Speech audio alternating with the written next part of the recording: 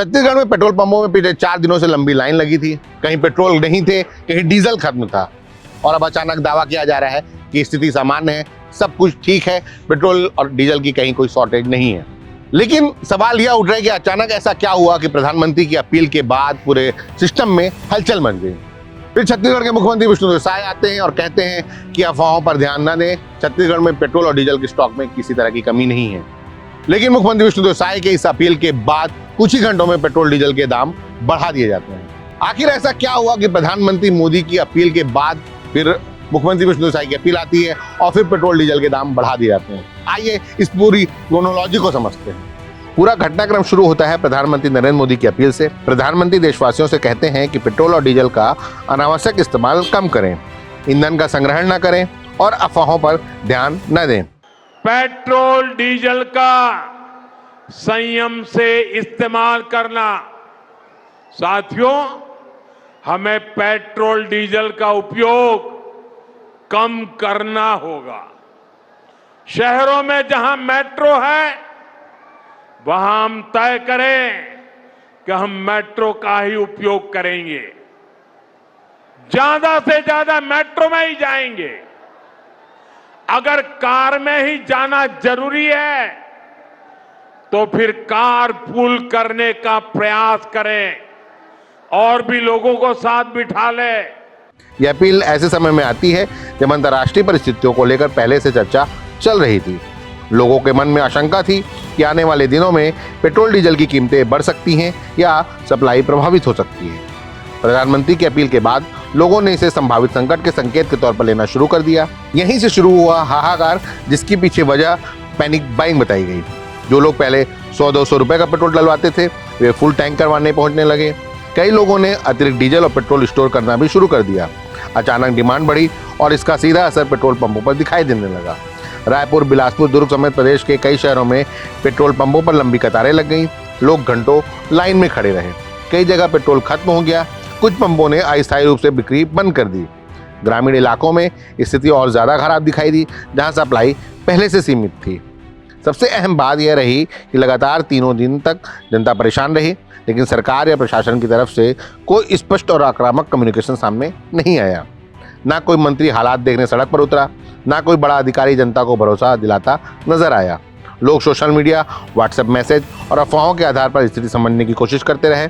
3 दिन तक हाहाकार मचा और फिर गुरुवार को रायपुर कलेक्टर गौरव सिंह ने पेट्रोल पंप एसोसिएशन और तेल कंपनियों के प्रतिनिधियों के साथ बैठक की। बैठक के बाद प्रशासन ने कहा कि प्रदेश में पेट्रोल डीजल का पर्याप्त स्टॉक है और घबराने की जरूरत नहीं है। अधिकारियों ने दावा किया कि संकट सप्लाई का नहीं बल्कि पैनिक बाइंग का है। कलेक्टर ने कहा कि अचानक फुल टैंक करवाने की वजह से दबाव बढ़ गया है, यानी प्रशासन ने पैनिक बाइंग को जिम्मेदार ठहरा दिया और खपत पर दोष मढ़ दिया। पहली बार सार्वजनिक रूप से माना कि खपत अचानक कई गुना बढ़ गई है। यही सबसे बड़ा सवाल खड़ा होता है, अगर डिपो में पर्याप्त स्टॉक था तो फिर पेट्रोल पंप खाली क्यों हो रहे थे। जानकारी सामने आई है कि कई पेट्रोल पंपों तक समय पर टैंकर नहीं पहुंच पा रहे थे।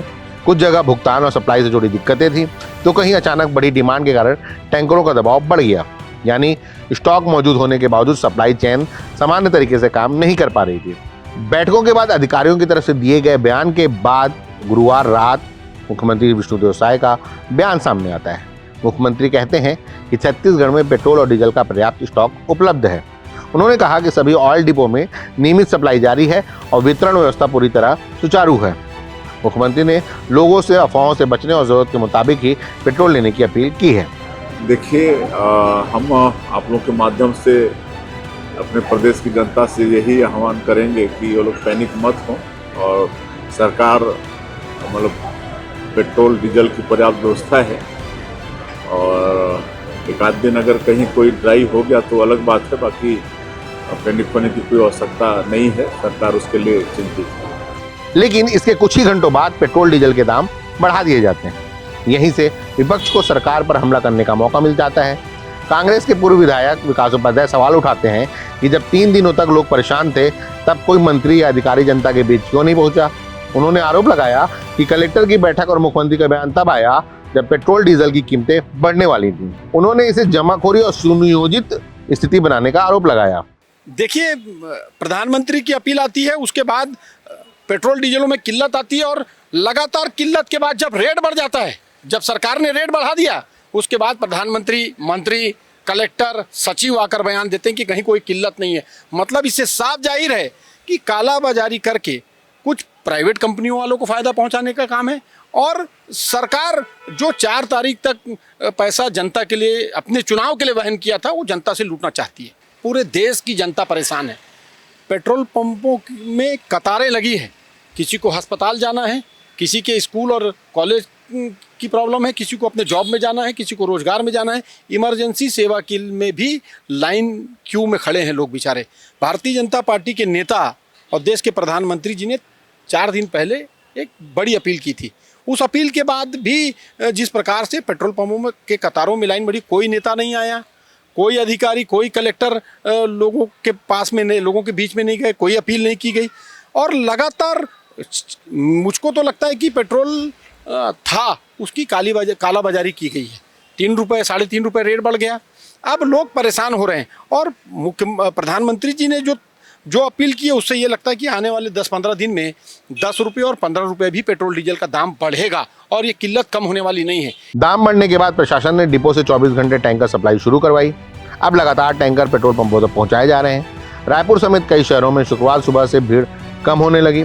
प्रशासन का दावा है कि सप्लाई पहले से बेहतर हो चुकी है और आज रात तक अधिकांश इलाकों में स्थिति पूरी तरह समान हो जाएगी। सवाल यही है कि ऐसा क्या हुआ कि अचानक प्रधानमंत्री मोदी की अपील आती है, इसके बाद हाहाकार मच जाता है, लोग लंबी लंबी लाइनों में लगे रहते हैं और उसके बाद प्रशासन जुटता है, मुख्यमंत्री विष्णुदेव साय खुद वीडियो जारी करते हैं और फिर पेट्रोल डीजल के दाम बढ़ा दिए जाते हैं। अब सबसे बड़ा सवाल यही है कि क्या यह अफवाहों से पैदा किया गया संकट था या फिर पैनिक से लेकर तेज सप्लाई और फिर रेट बढ़ाने तक का पूरा सिस्टम एक क्रम में चला।